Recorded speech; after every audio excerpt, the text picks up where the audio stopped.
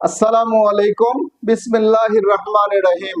শ্রম আইন নিয়ে আলোচনা করার জন্য আরো একটি পর্ব নিয়ে আপনাদের মাঝে উপস্থিত হলাম। আমি হুসাইন আহমেদ আকাশ, সাধারণ সম্পাদক, বাংলাদেশ প্রগতিশীল নির্মাণ শ্রমিক ফেডারেশন।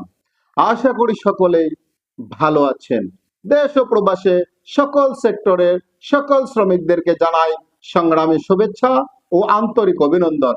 সংগ্রামী সাথী ও বন্ধুগণ, আজ আমরা আলোচনা করব শ্রম আইনের ধারা 296 ও 297 নিয়ে।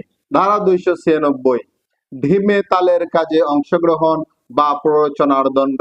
কোন ব্যক্তি কোনো ঢিমে তালের কাজে অংশগ্রহণ করিলে অথবা অন্য কোনো ব্যক্তিকে উহাতে অংশগ্রহণে প্ররোচিত বা উৎসাহিত করিলে অথবা অন্য কোনো ভাবে উহাকে আগাইয়া নেওয়ার জন্য কোনো কাজ করিলে তিনি 6 মাস পর্যন্ত কারাদণ্ডে অথবা 5,000 টাকা পর্যন্ত অর্থদণ্ডে অথবা উভয় দণ্ডনীয় হইবেন। ধারা 297।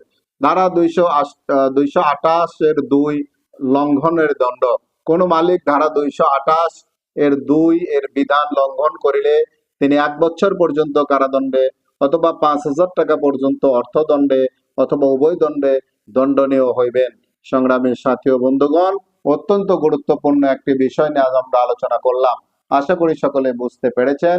দেশের প্রচলিত আইনের প্রতি শ্রদ্ধাশীল হয়ে এদেশের সকল শ্রমিক এবং মালিকদেরকে শ্রম আইন মেনে চলার অনুরোধ রেখে সকলের সুস্বাস্থ্য দীর্ঘ কামনা করে এই পেজের ভিডিওগুলো বেশি বেশি শেয়ারের মাধ্যমে এদেশের কোটি কোটি শ্রমিকদেরকে দেখার সুযোগ করে দেওয়ার অনুরোধ রেখে আজকের পর্ব এখানে শেষ করছি।